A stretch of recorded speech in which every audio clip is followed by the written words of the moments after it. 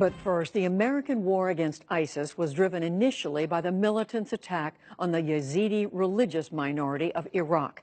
The campaign of mass murder, forced displacement, and enslavement of the Yazidis shocked the world. Now, many have returned to their ancestral homeland around Sinjar Mountain in Iraq's far northwest. But as special correspondent Jane Ferguson found, so much there will never be the same. On Iraq's Sinjar Mountain, this is a celebration of one of the world's oldest religions. People giving thanks to God and the angels for who they are.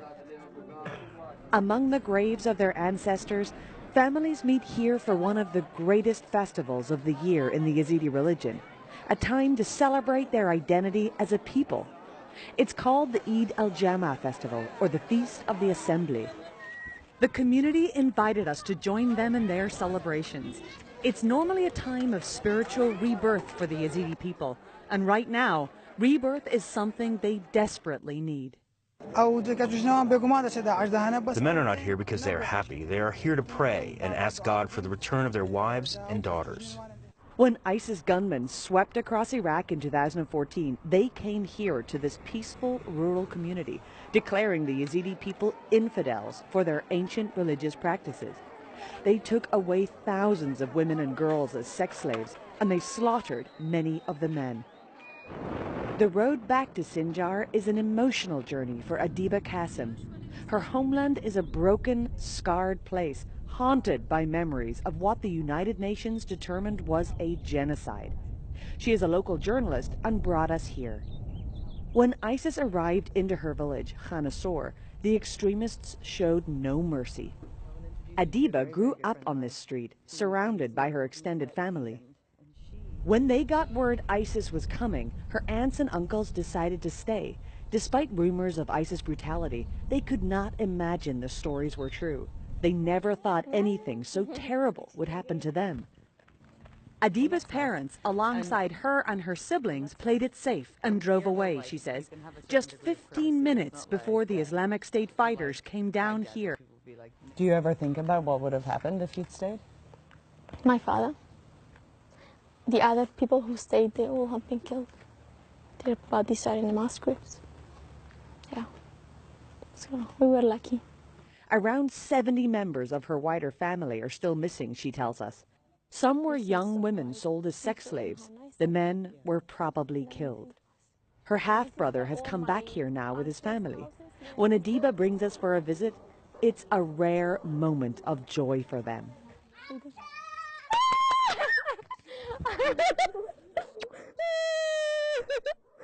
Adiba is now 24 years old, and like thousands of other Yazidi survivors, she is trying to recover. She moved to the nearby capital of Kurdistan, where she works with foreign journalists and aid workers. Her whole family are scattered. Some have managed to get asylum in Germany, while others are refugees in Turkey. And then there are those who became ISIS victims, missing or killed. She took us to her old home. I mean, I lost everything. This house is full of memories of mine, beautiful things, but not anymore. Yeah.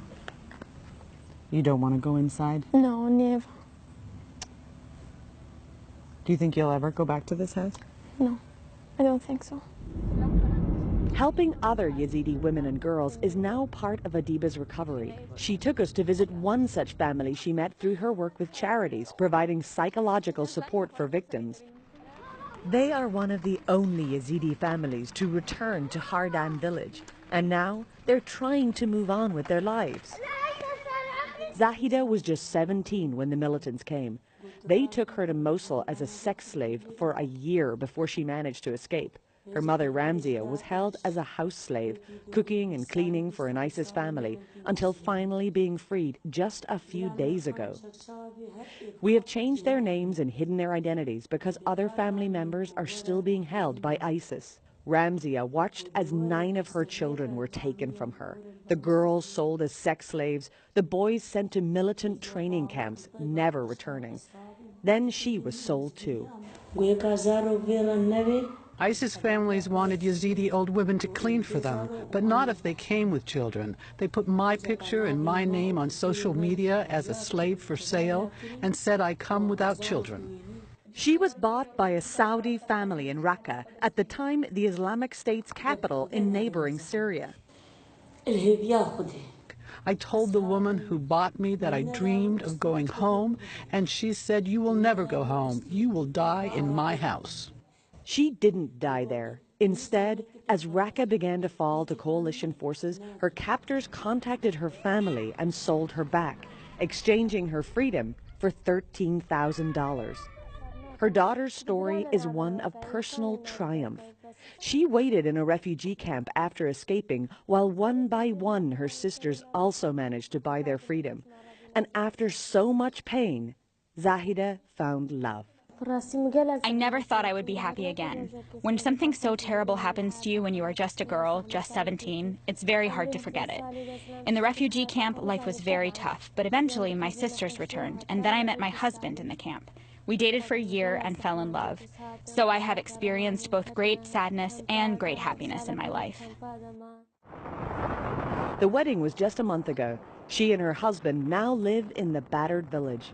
Just a few hundred yards down the road, a mass grave, this nameless hump of scrubland, is a cruel reminder that the men of the village who are still missing are unlikely to be coming home. The old lady in that village just told you that she saw your cousins? She heard from them? Yes, she told me that she saw two of them. And the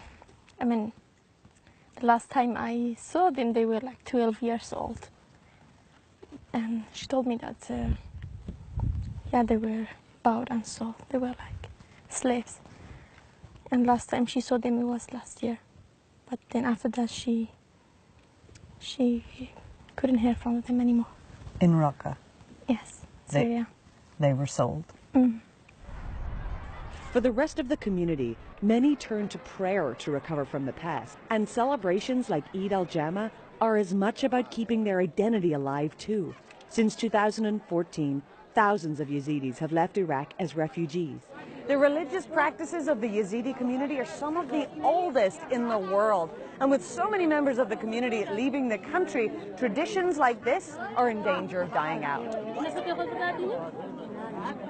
Once people enter into the temple, they take pieces of colored cloth and they tie it on to the walls inside here. Each one represents a prayer or a wish. The elders here are praying for joy to return. In the past, people were coming here and dancing and celebrating, but after the genocide, they don't dance anymore. During the ceremony's climax, the atmosphere is triumphant. A bright cloth representing the colors of life and God is carried with elation into the temple. For people here, it's a brief moment of triumph, something to be savored at times like these. Standing in the way of recovery is a deep sense of betrayal. Many of the Yazidis we spoke with adamantly believe their Arab Muslim neighbors welcomed ISIS in and handed them over. It has left a bitterness those like Adiba struggle to overcome, especially, she says, because her father's friends in nearby villages assured them they would be safe. You think there can be never any healing? Never. There is something in our hearts we'll never get healing for it. Never. And it will never be forgotten. You can't forgive? It's difficult to forgive. It's not easy. Across Iraq, the violence of recent years has pitted neighbor against neighbor. Bitterness and mistrust have pulled diverse communities apart from one another, and in turn, pulled the country apart. For the Yazidis, the memory of this genocide will last for many generations to come, and forgiveness may take generations too. For the PBS NewsHour, I'm Jane Ferguson in Sinjar, Iraq.